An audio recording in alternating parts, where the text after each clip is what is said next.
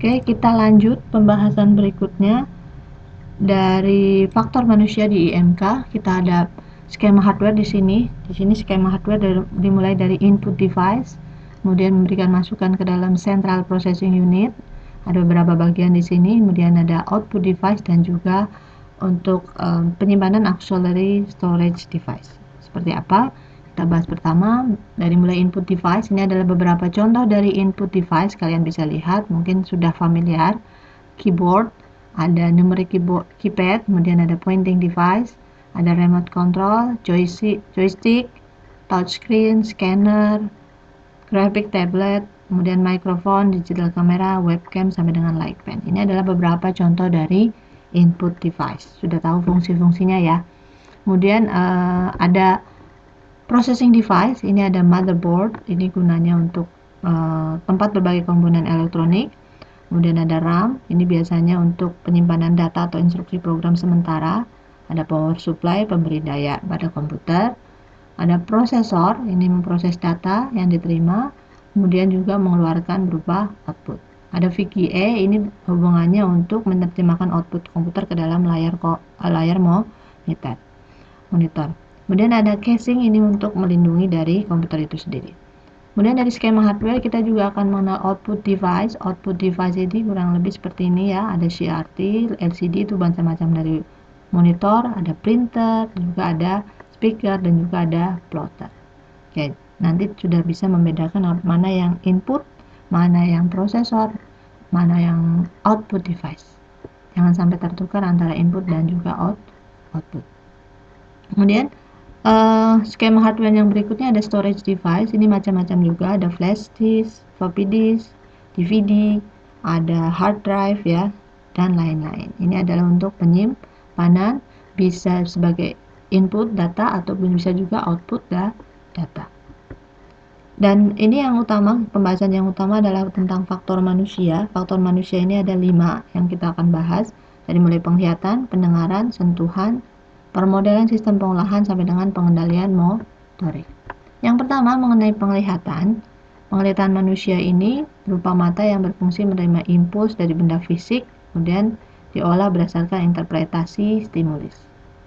Nah, ini adalah spesifik kerja mata, menerima cahaya, kemudian mentransformasikan dalam bentuk energi elektrik, kemudian cahaya tersebut memantulkan objek, lalu ditangkap oleh retina mata, dan kemudian retina mengandung rods untuk cahaya lemah dan cones untuk cahaya pandangan yang berwarna. Lalu kemudian sel ganglion yang akan mendeteksi pola dan juga pergerakan. Dalam penglihatan, faktor penglihatan ada beberapa istilah yang kalian harus tahu, yaitu tentang luminas, banyaknya cahaya, kontras, ini hubungan antara cahaya dengan backgroundnya, kecerahan, kemudian ada sudut dan ketajaman penglihatan, medan penglihatan, dan juga ada warna dari penglihatan itu sendiri. Nah, contoh penerapan teknologinya adalah pada layar monitor ya. Layar monitor dari awal perkembangannya sampai dengan sekarang sudah mengalami evolusi dari yang dulunya CRT, bentuknya besar, berat ya, karena komponennya memang berat, kemudian sudah berevolusi menjadi tipis, mudah dibawa, dan warnanya juga, ketajaman warnanya lebih cerah. Ini teknologi dari layar komputer yang berhubungan dengan faktor pertama, yaitu penglihatan. Faktor yang kedua adalah pendengaran. Kita biasanya mengetahui bahwa manusia itu hanya bisa mendeteksi frekuensi antara 20 Hz dan sampai dengan 20 kHz.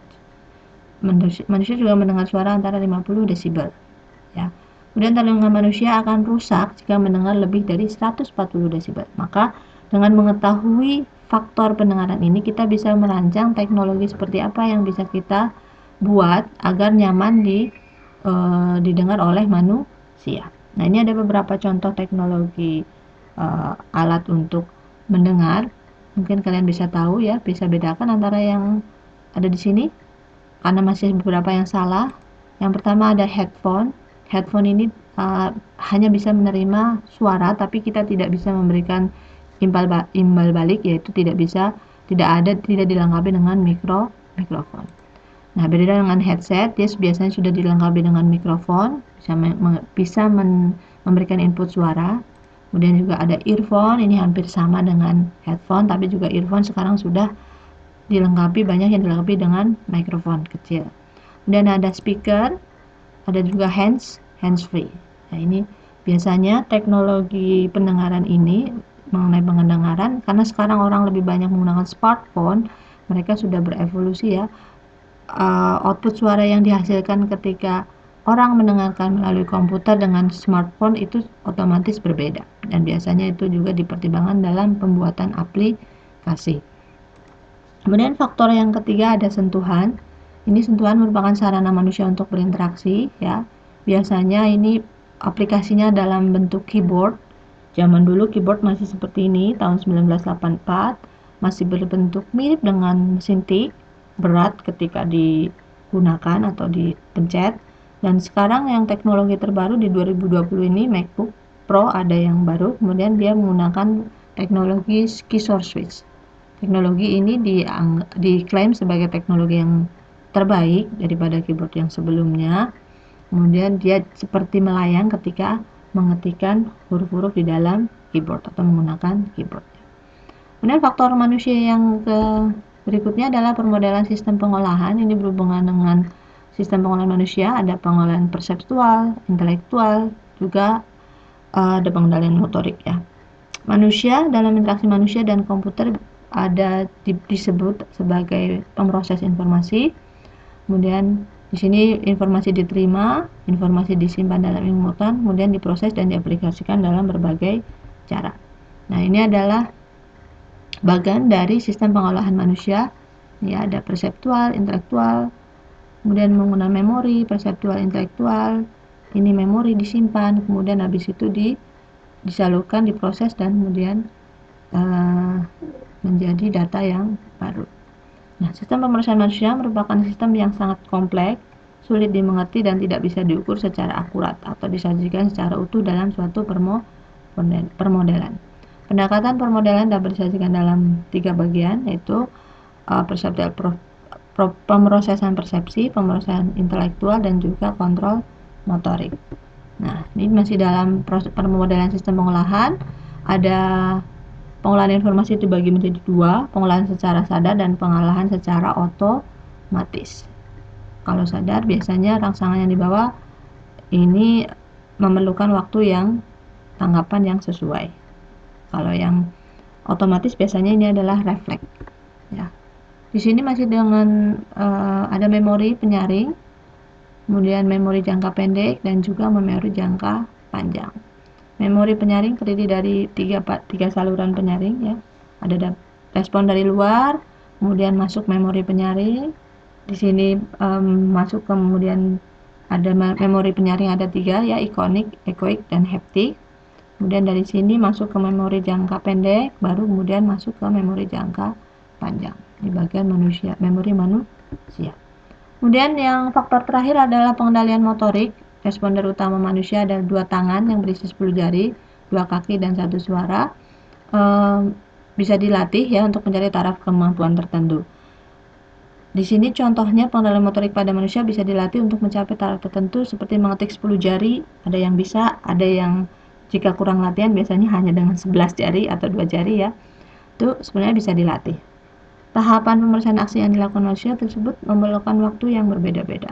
Ada waktu reaksi dan juga waktu pergerakan. Ini juga dipertimbangkan dalam pengendalian motorik. Waktu yang diperlukan untuk menanggapi stimulus biasanya adalah waktu reaksi plus waktu gerak. Nah, di sini selain kecepatan yang tergambar dalam waktu reaksi dan pergerakan, alat lain yang dipakai mengukur pergerakan adalah akurasi. Ya, keduanya menjadi pertimbangan yang penting dalam mendesain sistem yang interaktif. Bagaimana misalnya tombol itu lebih cepat digunakan ataupun menerima inputan dari manusia. Waktu yang diperlukan untuk memindahkan target merupakan fungsi dari ukuran target dan juga jarak. Nah, kurang lebih itu 5 faktor manusia yang diperhatikan ketika merancang sebuah aplikasi atau program dalam mata kuliah interaksi manusia dan komputer. Oke, hari ini Ibu cukupkan pembahasannya sampai dengan ini.